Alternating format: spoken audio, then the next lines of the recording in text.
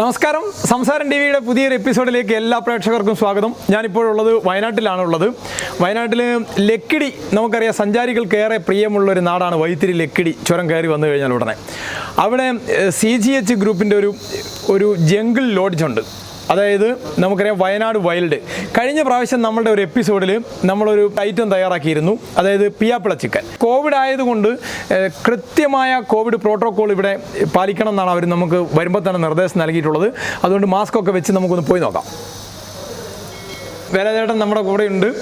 അപ്പോൾ ഇന്ന് നമുക്ക് പുതിയൊരു വിഭവം അദ്ദേഹം കരുതി വെച്ചിട്ടുണ്ട്. നമുക്കത് പരിചയപ്പെടാൻ വേണ്ടി നമുക്ക് ഡൈനിങ് ഹാളിൻ്റെ സമീപത്തേക്ക് പോവാം. അപ്പോൾ നമ്മൾ പാചകം ചെയ്യുന്ന സ്ഥലത്തെത്തിയിട്ടുണ്ട്. അപ്പോൾ ഇന്ന് നമ്മൾ എന്താണ് നമുക്ക് വേണ്ടി ഉണ്ടാക്കുന്ന വിഭവം എന്താണ്? ഇന്നിപ്പോൾ നമ്മൾ ചെയ്യുന്നത് നിറച്ച മീൻ മസാല. ഈ നിറച്ച ഐറ്റംസ് എല്ലാം നമ്മൾ മലബാറിൽ കൂടുതൽ ഉപയോഗിക്കുന്നത്. അതെ, ഇപ്പോൾ കോഴി നിറച്ചത്, അങ്ങനെ പല സാധനങ്ങളും മലബാറിൽ ചെയ്യുന്നുണ്ട്. അപ്പോൾ ഇതിൻ്റെ ഒരു ഫ്യൂഷനാണ് ശരിക്കും. ഇതൊരു കുറച്ച് ലോക്കൽ ഇൻഗ്രീഡിയൻസ് ഉണ്ട്. വയനാട്ടിലും ഇങ്ങനെ ഈ പച്ചമുളകും കുരുമുളക് ഒക്കെ ചതച്ചിട്ടും ഒക്കെ ഉള്ള കുക്കിംഗ് ഒക്കെ ഉള്ളൊരു സ്ഥലമാണ്. അതുകൊണ്ടാണ് നമ്മൾ ഇതിവിടുത്തെ ഒരു സ്പെഷ്യാലിറ്റി പെപ്പറാണ് ശരിക്കും, വയനാടൻ പെപ്പർ എന്ന് പറഞ്ഞിട്ട്. ഇനിയിപ്പോൾ നമ്മൾ ചെയ്യാൻ പോവാണ്. ഇതിന് എന്ത് തരം ഫിഷാണ് നമ്മൾ ഉപയോഗിച്ചേക്കുന്നത്? ഇത് മലയാളത്തിൽ ഇതിന് ഏരി എന്നൊക്കെ പറയുന്ന ഒരു തരം മീനാണ്. അപ്പോൾ ഗ്രേ സ്നാപ്പർ ഇംഗ്ലീഷ് പറയണ അങ്ങനെ പറയാം, ഗ്രേ സ്നാപ്പർ എന്നൊക്കെ പറയാം. എന്തൊക്കെ ചെയ്യാൻ പോകുന്നത് എന്തൊക്കെയാണ് ഇപ്പോൾ നമ്മൾ ആദ്യം ഫിഷ് ഒന്ന് സ്ലിറ്റ് ചെയ്തിട്ട് നമുക്ക് കുറച്ച് മസാല ഉണ്ടാക്കണം. അതായത് ഇത് പെപ്പർ എന്ന് പറഞ്ഞാൽ ഇവിടുത്തെ ഒരു സ്പെഷ്യാലിറ്റി പെപ്പറാണ്, വയനാടൻ പെപ്പർ. ഇത് ഇവിടെ മാത്രം ഉണ്ടാകുന്നതാണ്. ഇതിന് മണി കണ്ടില്ല, കുറച്ച് വലുപ്പമുള്ള മണിയാണ്. അതായത് പങ്ക്ചന്റ് കൂടുതലാണ്, നല്ല സ്പൈസി ആയിരിക്കും. ഇത് വളരെ റെയറായിട്ടാണ് ഇപ്പോൾ ഇവിടെ കിട്ടുന്നത്. പണ്ട് ഇവിടെ കോമൺ ആയിട്ട് കൃഷി ചെയ്താണെന്ന് പറയുന്നത്. ഈൽഡ് കുറവായിരിക്കും, അതുകൊണ്ട് ഇന്ന് അധികം ആളുകൾ ചെയ്യുന്നില്ല. പിന്നെ പച്ചമുളക്, കറിവേപ്പില, അങ്ങനെ കുറച്ച് സാധനങ്ങൾ ക്രഷ് ചെയ്തിട്ട്, ഗാർലിക്കും പെപ്പറൊക്കെ പൊടിക്കുന്നതിനേക്കാളും കുറച്ചുകൂടി അതിൻ്റെ ഫ്ലേവറും ഇതൊക്കെ കിട്ടുന്നത് ക്രഷ് ചെയ്യുമ്പോഴാണ്. ചതച്ചിട്ട് നമ്മൾ അതിനുള്ളിൽ സ്റ്റഫ് ചെയ്യും. അതാണ് നമ്മൾ ആദ്യം ചെയ്യാൻ പോകുന്നത്. ശരി, നമുക്ക് തുടങ്ങാം. അല്ലേ, ജിഞ്ചർ സ്ലൈസ് ചെയ്തിരിക്കുന്നതാണ്. അത് ക്രഷ് ചെയ്യാൻ എളുപ്പത്തിന് വേണ്ടിയിട്ട് ചെയ്തതാണ്. പച്ചമുളക്, എരിവ് വേണമെങ്കിൽ കൂടുതൽ ചേർക്കാം. നമ്മളിവിടെ എല്ലാം ഒരു മീഡിയം സ്പൈസിയിലാണ് നമ്മൾ ചെയ്യുന്നത്, അതുകൊണ്ട് അത്രയും എന്നിട്ട് കറിവേപ്പില. ഇതാണ് ഞാൻ നേരത്തെ പറഞ്ഞ പെപ്പർ, വലിയ മണിയാണ്.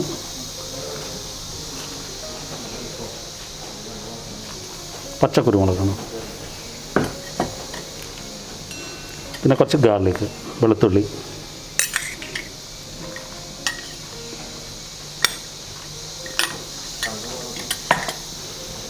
ഈ കുരുമുളക് നമ്മൾ എന്തെങ്കിലും ഇട്ട് സൂക്ഷിച്ചാണോ? എന്തെങ്കിലും ഇട്ട് സൂക്ഷിച്ചോ? വിനാഗിരിയിലോ അങ്ങനെ എന്തെങ്കിലും?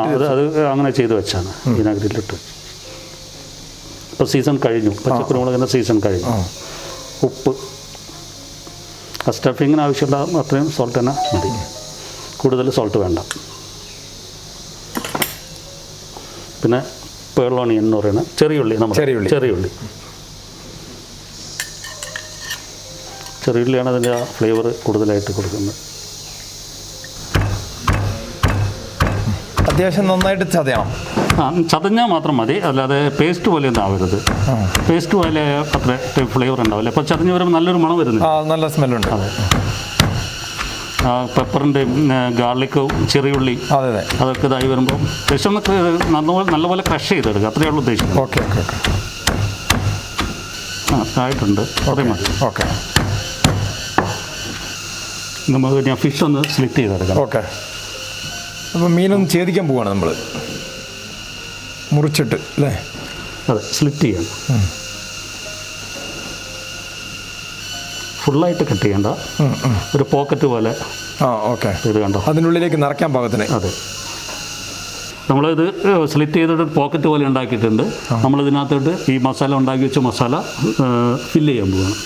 ശരിക്കും ഇത് ഫില്ല് ചെയ്തിട്ടൊരു 10 മിനിറ്റ് നേരം നമ്മൾ ഫ്രിഡ്ജിൽ എന്തെന്ന് കവർ ചെയ്ത് വെക്കുകയാണെങ്കിൽ ആ ഫ്ലേവർ കുറച്ചുകൂടി നന്നായിട്ട് ആ ഫിഷിലേക്ക് പിടിക്കും, ചേരും. നമുക്കങ്ങനെ ചെയ്യാം. ഇതിപ്പോൾ ഏകദേശം 10 മിനിറ്റ് ഇങ്ങനെ നിറച്ച് 10 മിനിറ്റ് നിറച്ച് വെക്കണം. എന്നാൽ അതിന് മറ്റേ സോൾട്ടും ഇതെല്ലാം ഫ്ലേവറൊക്കെ ഫിഷിലേക്ക് നന്നായിട്ട് പിടിച്ചിരിക്കുള്ളൂ. ഇതിപ്പോൾ നമ്മൾ എവിടെന്നെങ്കിലും പഠിച്ച ഒരായിട്ടാണോ അതോ നമ്മളായിട്ട് ഡെവലപ്പ് ചെയ്തതാണോ? നമ്മളായിട്ട് വേറെ എവിടെയെങ്കിലും ആരെങ്കിലും ചെയ്യുന്നുണ്ടോ എന്ന് എനിക്കറിയില്ല. എൻ്റെ അറിവിൽ ഞാൻ ഒരു ഫ്യൂഷനായിട്ട് ചെയ്തെടുത്തത്. അപ്പോൾ അതിന് ഞാനൊരു മസാലയും കൂടി ഉണ്ടാക്കുന്നുണ്ട്. ഒരു ഗ്രേവിയാണ് ഉള്ള ഐറ്റമാണ്. ഗ്രില്ല് ചെയ്തിട്ട് ചെറുതായിട്ടൊരു ഗ്രേവി ഉണ്ടാക്കിയിട്ട് അപ്പോൾ നമുക്ക് റൈസിൻ്റെ കൂടെയൊക്കെ കഴിക്കാൻ പറ്റും. അങ്ങനെ അല്ലെങ്കിൽ ഡ്രൈ ആയിട്ട് നമ്മൾ കഴിക്കേണ്ടത്. ഇപ്പം ഈ കുറേ ആളുകളൊക്കെ ഫുഡ് സയൻസ് പഠിക്കാൻ വേണ്ടിയിട്ട് കാറ്ററിംഗ് പഠിക്കാൻ വേണ്ടിയിട്ടൊക്കെ വരുന്ന ആൾക്കാരൊക്കെ ഉണ്ട്. അവരോടൊക്കെ നമുക്ക് ഇത്രയും കാലത്ത് ഒരു എക്സ്പീരിയൻസ് വെച്ച് എന്താ പറയാനുള്ളത്? ഇതിനോടൊരു പാഷനുള്ളവർ മാത്രം ഇത് തിരഞ്ഞെടുത്താൽ മതി. അല്ലാതെ ഒരു ജോലി മിക്കവാറും എനിക്ക് തോന്നുന്നു ഡിപ്ലോമയ്ക്കൊക്കെ പോകുന്ന പിള്ളേർ എന്താ പഠിച്ചിറങ്ങുമ്പോൾ തന്നെ ഏതെങ്കിലും ഒരു സ്ഥലത്ത് പിന്നെ കാണാനൊക്കെ നല്ലതാണല്ലോ. ഹോട്ടൽ മാനേജർ എന്നൊക്കെ സർവീസിലൊക്കെ നല്ല യൂണിഫോമൊക്കെ ഇട്ട് നിൽക്കുമ്പോൾ ഷെഫായിട്ടും ഒക്കെ നിൽക്കുമ്പോൾ ഒത്തിരി വലിയ സംഭവമാണെന്ന് തോന്നും. പക്ഷേ ഇതിനോട് പാഷൻ ഇല്ലാത്തവർ ഇതിനോട് ഇറങ്ങരുത്. എന്നുവെച്ചാൽ തൽക്കാലം ഒരു ജോലിയോ അങ്ങനെ ചിന്തിക്കുന്നവർക്ക് കുറച്ച് കഴിയുമ്പോൾ ഇത് നമുക്കിപ്പോൾ കാണാവുന്നതാണ്. ഒരുപാട് ആളുകൾ ഈ ഫീൽഡിലോട്ട് വന്നിട്ട് 1-2 വർഷം കഴിയുമ്പോൾ വേറെ ജോലി അന്വേഷിച്ച് പോകും. അതിൻ്റെ അർത്ഥം എന്താണെന്ന് വെച്ചാൽ അവരുടെ ലൈഫിൽ അത്രയും ഭാഗം വെറുതെ പോവുകയാണ് ഈ ഒരു സാധനം പഠിച്ചിട്ട്. പാഷൻ ഉണ്ടെങ്കിൽ മാത്രമേ. അതുപോലെ തന്നെ നമ്മൾ ഈ ഒരു പ്രൊഫഷനും കൂടിയാണല്ലോ ഇത്, നമ്മളെ ജോലിയും കൂടിയാണ്. അതുകൊണ്ടാണ് ഞാൻ പറയുന്നത് ഇത് പണ്ടൊക്കെയുള്ള ആളുകൾ പറയും കൈപ്പുണ്യം ഉണ്ടെങ്കിൽ ഫുഡ് നന്നാവുള്ളൂ. ആ കൈപ്പുണ്യം എന്ന് പറയുന്നതാണ് അവരുടെ പാഷൻ. അതെ അതെ, അത് ഓരോ ഹോട്ടലിലും ഓരോ ഈ CGH ഗ്രൂപ്പിനെ സംബന്ധിച്ച് ഒരു കൈപ്പുണ്യം നമ്മളെ ഷെഫ് വേലുവാണ്. അപ്പം ഇത്രയും കാലത്ത് ഒരു ഇത് എൻജോയ് ചെയ്താണോ ഈ ജോലി ചെയ്തുകൊണ്ട്? തീർച്ചയായിട്ടും. അതായത് CGH വർക്ക് ചെയ്തുകൊണ്ട് നമുക്കുണ്ടായിട്ടുള്ള ഒരു ഗുണമെന്ന് പറഞ്ഞാൽ മോശമായ ഒരു ഫുഡും കഴിക്കാൻ തോന്നില്ല. അതായത് എനിക്ക് കഴിക്കാൻ പറ്റാത്ത ഒരു ഫുഡ് ഞാൻ ഒരിക്കലും നിങ്ങൾക്ക് തരില്ല. അതെ, ഒരു വണ്ടിക്ക് ഫ്യൂവൽ എന്താണോ അതാണ് നമ്മുടെ ഫ്യൂവലാണ് ഫുഡ്. വണ്ടിക്ക് ഫ്യൂവൽ മോശമാണെങ്കിൽ ഒരുപക്ഷെ ഓടിക്കുമ്പോൾ പെട്ടെന്ന് നിന്ന് പോകണമെന്നില്ല. പക്ഷേ കുറച്ച് കാലം ഓടിക്കൊണ്ടിരിക്കുമ്പോൾ എൻജിൻ പെട്ടെന്ന് ചീത്തയാവും. അതുപോലെ തന്നെയാണ് ഒരു ഫുഡ്. മോശം ഫുഡ് കഴിച്ചാൽ പെട്ടെന്ന് നമ്മുടെ വയറിന് പ്രശ്നം വരും, നമ്മൾ ഹോസ്പിറ്റലൈസ്ഡ് ആവുമെന്നൊന്നും പറയുന്നില്ല. പക്ഷേ ഏതൊരു സാധനം കഴിച്ചാലും അത് ഫ്യൂച്ചറിൽ ഒരു 2-3 അല്ലെങ്കിൽ 10-15 വർഷം കഴിയുമ്പോൾ നമ്മുടെ ബോഡി പാർട്ടിനെ അത് തീർച്ചയായിട്ടും എഫക്റ്റ് ചെയ്യും. അതുകൊണ്ട് കഴിക്കുമ്പോൾ ചീത്തയല്ലാത്ത ഭക്ഷണം കഴിക്കുക, ടേസ്റ്റ് മാത്രം നോക്കി ഭക്ഷണം കഴിക്കരുതെന്നാണ് എൻ്റെ സജഷൻ. തീർച്ചയായിട്ടും. അപ്പോൾ നമ്മൾ ഇതിപ്പോൾ ഏകദേശം ഒരു സമയമായിട്ട് റെഡി ആയിട്ടുണ്ടാവുമായിരിക്കും. നമുക്ക് ശകലം കോക്കനട്ട് ഓയിൽ ഇതിൽ ഒഴിക്കാം. ആദ്യം അടുപ്പ് കത്തിക്കാം. ഓക്കെ. അതുപോലെ വീട്ടിലൊക്കെ ഇപ്പോൾ കുളങ്ങളിലൊക്കെ ആളുകൾ മത്സ്യം വളർത്താറുണ്ടല്ലോ. വീട്ടിൽ വളർത്തുന്ന മത്സ്യങ്ങളിൽ ഇതേപോലെ നമുക്ക് നിറച്ച് ചെയ്യാൻ പറ്റുമോ? വളർത്തു ഫിഷിന് ഒരു ചെറിയൊരു പ്രശ്നമുണ്ട്. മുള്ള് ഒഴിവാക്കിയെടുക്കാൻ ബുദ്ധിമുട്ടാണ്. ചില ഫിഷുകളുണ്ട്, എന്നാലും കൂടുതൽ ഫിഷും ഈ ഫ്ലഷിനകത്തോട്ട് മുള്ള് നിൽക്കുന്ന ഫിഷുകളാണ് ഏറ്റവും കൂടുതൽ. അതെ അതെ. അപ്പോൾ മുള്ളില്ലാത്ത ഐറ്റമാണ് ഇതിന് ഏറ്റവും നല്ലത്. അതായത് നേരത്തെ പറഞ്ഞ അതായത് ഒരു പോക്കറ്റ് പോലെ നമുക്ക് കീറി എടുത്തിട്ട് മധ്യഭാഗത്ത് ഒരു പോക്കറ്റ് പോലെ കിട്ടുന്ന ഏത് ദശയുള്ള മീനും ഇതിന് പറ്റും. ഫുൾ ഫിഷ് നമുക്ക് ഉപയോഗിക്കാം. ഓക്കെ. ഈ സ്നാപ്പറൊക്കെ നമുക്ക് ഉപയോഗിക്കാൻ പറ്റുന്നതാണ്. അതായത് 2 സൈഡിൽ നിന്നും ഈ ബോൺ എടുത്ത് മാറ്റാവുന്ന ഫിഷാണത്. ഓക്കെ. സ്നാപ്പറൊക്കെയാണ്. അതായത് ഫുൾ ഫിഷിൻ്റെ ഷേപ്പിൽ തന്നെ നമുക്ക് ഉപയോഗിക്കാൻ പറ്റുന്നത്. അപ്പോൾ പാൻ ചൂടായിട്ടുണ്ടെന്ന് തോന്നുന്നു. പാൻ ചൂടായിട്ടുണ്ട്. ശകലം വെളിച്ചെണ്ണ ഒഴിക്കുക.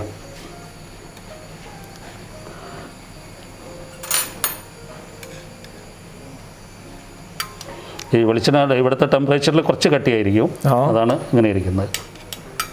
അധികം വെളിച്ചെണ്ണ വേണ്ട.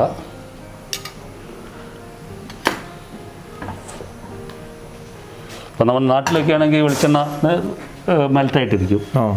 ഇവിടുത്തെ ടെമ്പറേച്ചർ കുറച്ച് കുറവായതുകൊണ്ട് ഫിഷ് നമ്മൾ ഈ പാനിലേക്ക് ഇടുകയാണ്.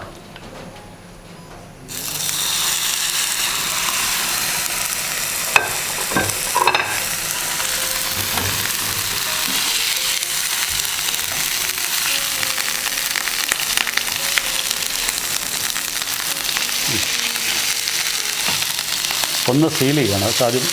ഈ നല്ല ചൂടിൽ ഫിഷ് എപ്പോഴും ഇടുമ്പോൾ ശ്രദ്ധിക്കേണ്ട ഒരു കാര്യമാണ്. നല്ല ചൂടിൽ ഇട്ടിട്ട് ഒന്ന് സീൽ ചെയ്യണം. ഔട്ടർ പാർട്ട് പെട്ടെന്ന് സീൽഡായിട്ട് വരും. എങ്കിൽ മാത്രം, ഇല്ലെങ്കിൽ ഫിഷിനകത്ത് ജ്യൂസ് ഉണ്ട്, അത് ഇറങ്ങിപ്പോകും. സ്ലോ ഫയറിൽ കുക്ക് ചെയ്താൽ ആ ജ്യൂസ് ഇറങ്ങിപ്പോകും. അപ്പോൾ അതിനുള്ള അവസരം കൊടുക്കരുത്. അത് കൊടുത്താൽ ഈ ഡ്രൈ ഫിഷ് കഴിക്കുന്ന ഒരു ടേസ്റ്റ് ഉണ്ടാവും. ഫ്രഷ് ഫിഷിൻ്റെ ടേസ്റ്റ് കിട്ടില്ല.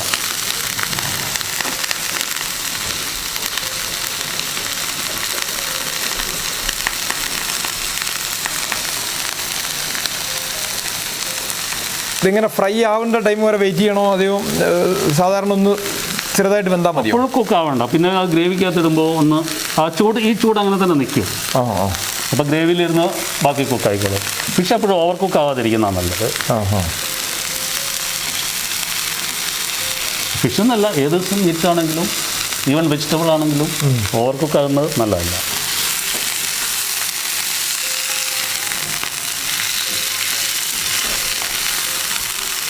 ചതച്ച മസാലയുടെ സ്മെല്ല് വന്നു തുടങ്ങിയിട്ടുണ്ട്.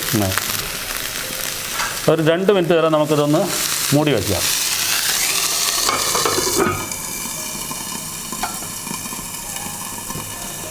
മാക്സിമം ഒരു 5 മിനിറ്റ് മതി അത് കുക്കാവേ. ഓക്കെ. ഈ സെയിം ടൈം തന്നെ എവിടെയെങ്കിലും നമുക്ക് ഗ്രേവി ഉണ്ടാക്കാം. നമുക്കിപ്പം എല്ലാവർക്കും മനസ്സിലാവാൻ വേണ്ടിയിട്ട് ഇത് കഴിഞ്ഞിട്ട് സ്ലോലി ചെയ്യാം. വീട്ടിൽ ചെയ്യുമ്പോൾ നമുക്ക് അതേസമയം തന്നെ ഇപ്പുറത്തെ പാനിൽ ചെയ്യാം. തുറന്നു നോക്കാം. ഒന്ന് ടേൺ ചെയ്ത് തരണം. ഓക്കെ.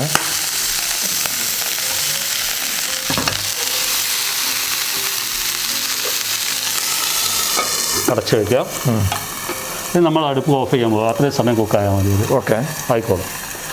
നമുക്കിനി ഇത് തുടങ്ങാം. അതിൻ്റെ ഒരു സോസ് ഉണ്ടാക്കുകയാണ്. ഗ്രേവി നമുക്ക് റൈസിൻ്റെ ഒക്കെ കൂടെ കഴിക്കാനായിട്ട്. ഓക്കെ. ആദ്യം കുറച്ച് വെളിച്ചെണ്ണ ഒഴിക്കുക.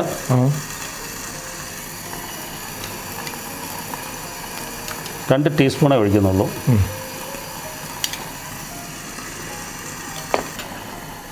കുറച്ച് ചോപ്പ് ചെയ്ത ഗാർലിക്. ഓക്കെ. കുറച്ച് ജിഞ്ചർ, കുറച്ച് ഗ്രീൻ ചില്ലി, കുറച്ച് ചോപ്പ് ചെയ്ത ഓണിയനും കൂടി ചേർത്തു. ആ ഗ്രേവിക്ക് ശകലം ഒരു തിക്നെസ് കിട്ടാൻ വേണ്ടിയിട്ടാണ് ഞാൻ കൂടുതൽ ഓണിയൻ ചേർത്തത്. ഏകദേശം ഒരു ഓണിയൻ ഫുള്ളായിട്ടുണ്ടാവും ഇത്.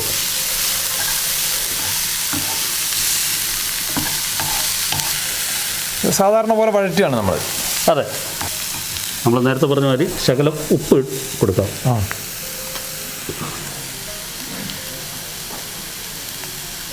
ഇതിനാവശ്യമുള്ള ഉപ്പ് തന്നെ കൊടുക്കുന്നുണ്ട്. കുറച്ച് എരിവുണ്ടാവും, അപ്പോൾ അതിനും കൂടി ചേർത്തിട്ടാണ് സോൾട്ട്. ഓക്കെ.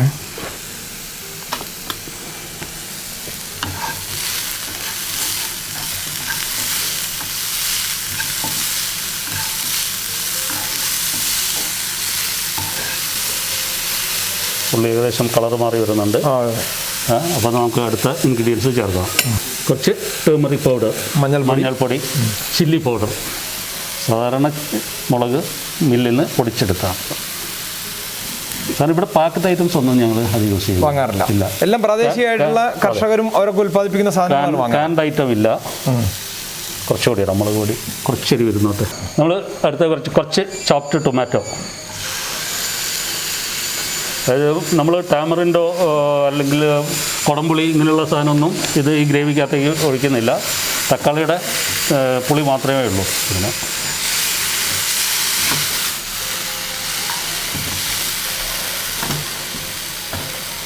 കുറച്ച് വെള്ളം ഒഴിക്കുക.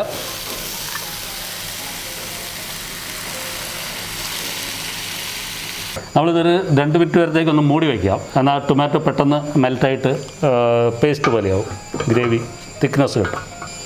അപ്പോൾ നമുക്കൊന്ന് മൂടി തുറന്ന് നോക്കാം. ഓൾമോസ്റ്റ് കുക്കായിട്ടുണ്ട്. പിന്നെ നമുക്ക് കുറച്ച് കറിവേപ്പില ഇടാം. ഓക്കെ. ഒരു 2 തക്കാളിയുടെ പീസ് വലുതായിട്ട് കട്ട് ചെയ്തത് അതിട്ടിടും. വെറുതെ അത് പ്രത്യേകിച്ച് ഒരു ഷോയ്ക്ക് വേണ്ടിയിട്ട്. കുറച്ച് കോക്കനട്ട് മിൽക്ക് നമ്മൾ ആഡ് ചെയ്യാണ്. ഇപ്പം ഫസ്റ്റ് പാലല്ലേ? അതെ, തിക്കായിട്ടുള്ളത്. അതെ. അപ്പം കാണാൻ നല്ല ചന്തമൊക്കെ ഉണ്ട്. ടേസ്റ്റ് എങ്ങനെ ഉണ്ടെന്ന് നോക്കാം. ടേസ്റ്റ് ഉണ്ടാവും, കാരണം അതിൻ്റെ സ്മെല്ല് തന്നെ നല്ലൊരു സ്മെല്ലാണ് വരുന്നത്. ഓക്കെ, അപ്പോൾ നമ്മുടെ ഗ്രേവി റെഡി ആയിട്ടുണ്ട്. ഇനി നമ്മൾ ചെയ്യേണ്ടത്, നമ്മുടെ ഗ്രില്ല് ചെയ്ത് വെച്ച ഫിഷ് ഉണ്ട്. ആദ്യം ഗ്രില്ല് ചെയ്ത് വെച്ച ഫിഷ്, ആ ഫിഷിനകത്തോട്ട് ഈ ഗ്രേവി ഒഴിക്കാൻ പോകണം. അപ്പോൾ ഈ പാൻ തന്നെ ഉപയോഗിക്കുന്നത് എന്തിനാണെന്ന് വെച്ചാൽ, ഇത് നമ്മൾ ഫിഷ് ഗ്രില്ല് ചെയ്തപ്പോൾ അതിൻ്റെ ജ്യൂസൊക്കെ ഇറങ്ങിയിട്ടുണ്ട്. ഫിഷിൻ്റെ വെള്ളം, അതിൽ കുക്ക് ചെയ്തപ്പോൾ ഉണ്ടായിരുന്ന വെള്ളമൊക്കെ ഇതിൽ തന്നെ ഉണ്ട്. അതുകൊണ്ടാണ് ആ പാൻ തന്നെ ഉപയോഗിക്കുന്നത്.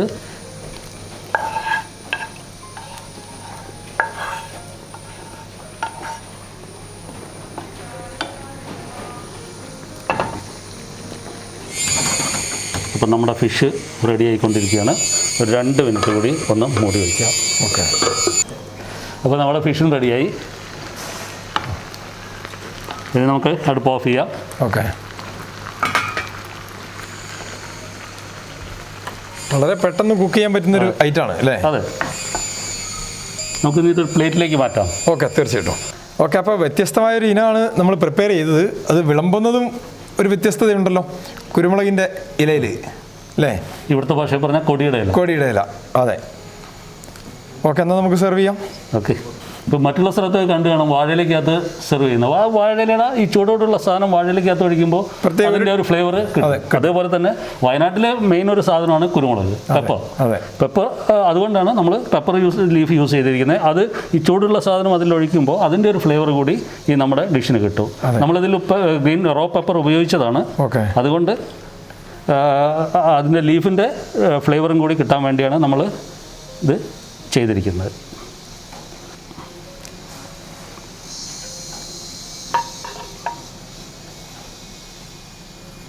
ചേർത്ത് കഴിക്കാൻ വേണ്ടി നമുക്കിപ്പം റൈസുണ്ട്, റൈസാണ്, ചേമ്പുണ്ട്, പിന്നെ ഏത് കിഴങ്ങും ഇതിനോട് ചേർത്ത് കഴിക്കാം, അല്ലെങ്കിൽ കപ്പ കഴിക്കാം.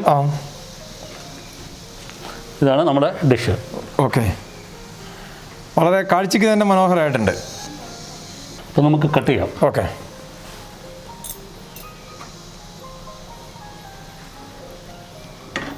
ശരിക്കും വലിയ പീസായതുകൊണ്ട് 2 ആൾക്കൊക്കെ കഴിക്കാനുണ്ട്. സ്റ്റഫിങ് കണ്ടോളൂ, കറക്റ്റായിട്ട് കാണുന്നുണ്ട്. കണ്ടില്ല? അതെ. അപ്പോൾ നമുക്കിത് ടേസ്റ്റ് ചെയ്ത് നോക്കാം. ഇതിപ്പം കട്ട് ചെയ്തപ്പോൾ തന്നെ ഇതിൻ്റെ ഉള്ളിൽ നിറച്ച ഇതൊക്കെ കാണാം, നമുക്ക് മസാലയൊക്കെ കാണാം. പ്രത്യേകിച്ച് അപ്പം നിറച്ച മീൻ നമ്മളൊന്ന് കഴിച്ച് നോക്കുകയാണ്.